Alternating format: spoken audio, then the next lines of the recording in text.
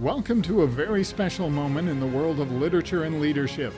Today we have the immense privilege of sitting down with a true trailblazer, a fearless advocate for justice, and a woman whose journey through life has not only inspired change but ignited a powerful movement towards a compassionate leadership.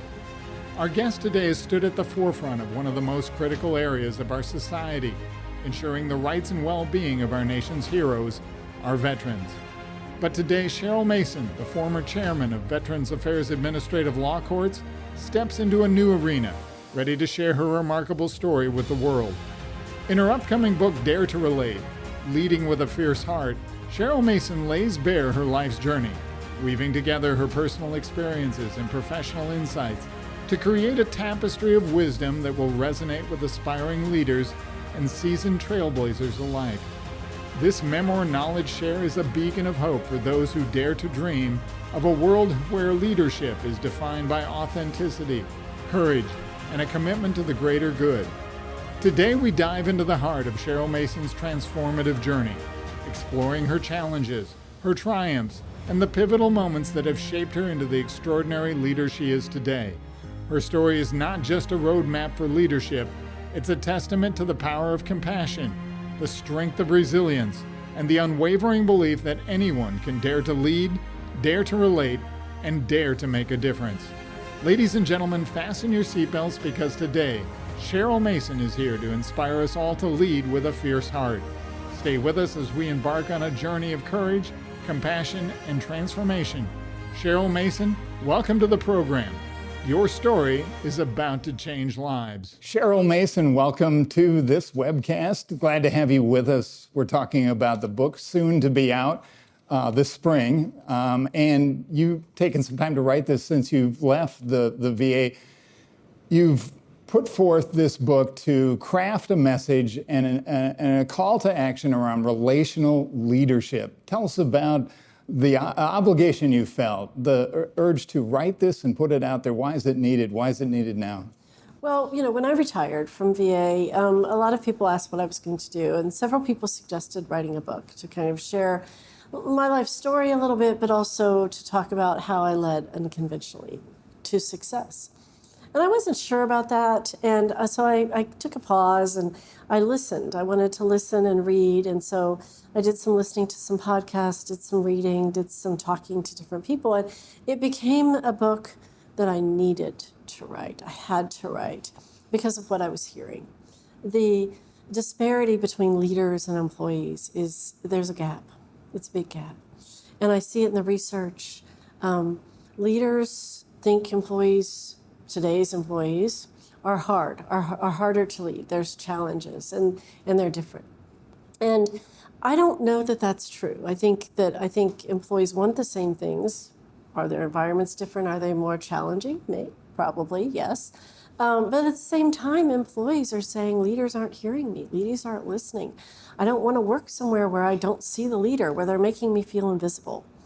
And so when I heard that, I was like, wow, that wasn't how I led. I led by taking care of my people, by connecting with my people, relating to my people, and it drove innovation and success in the organization, in the VA, which that's what people said was that's unheard of. And so that's really why I wrote the book, because I thought it was important in relational leadership for leaders and aspiring leaders to understand that they can lead.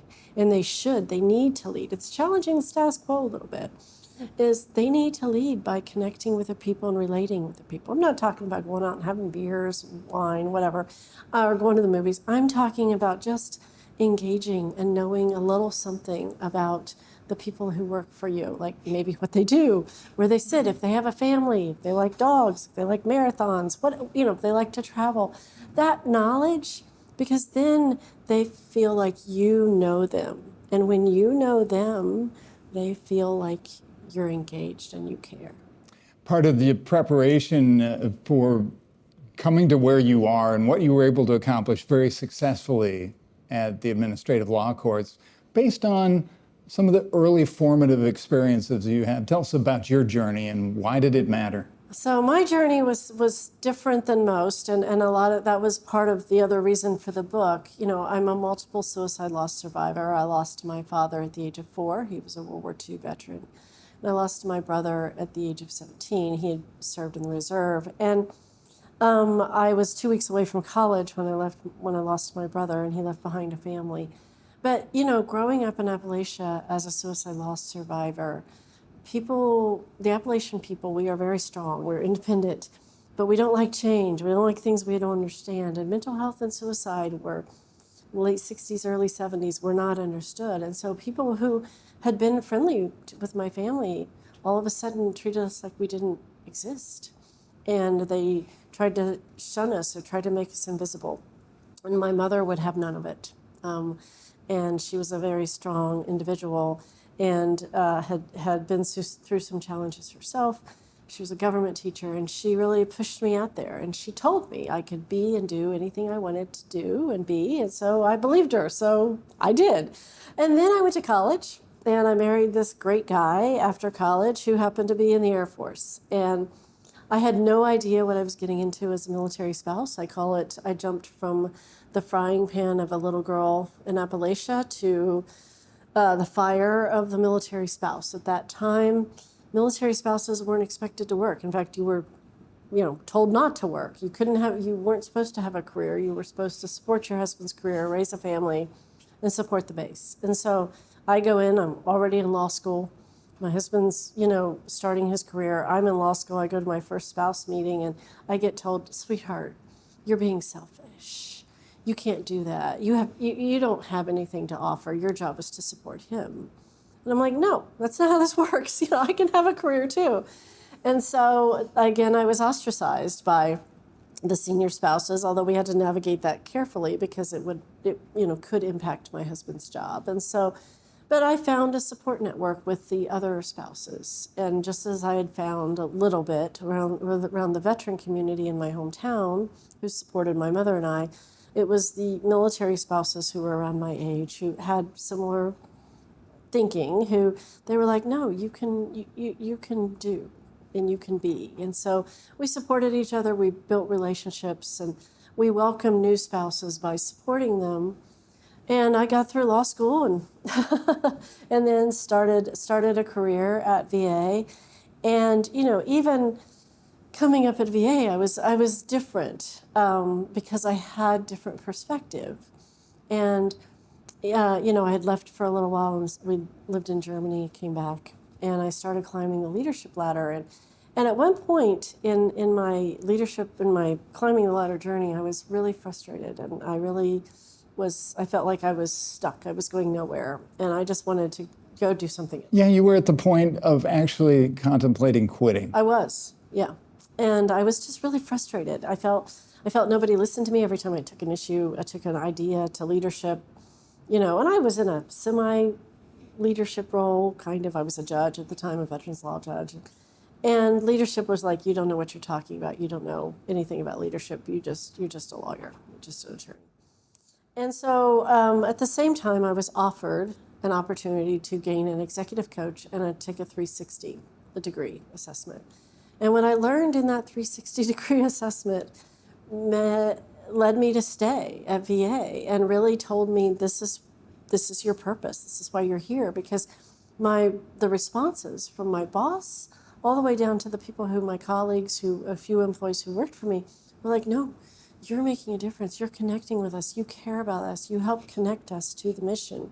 We understand, you help, you support us. And so as I stepped back and looked at that, and my coach said, look, this is unique. We don't normally see these kind of results across the board with everybody.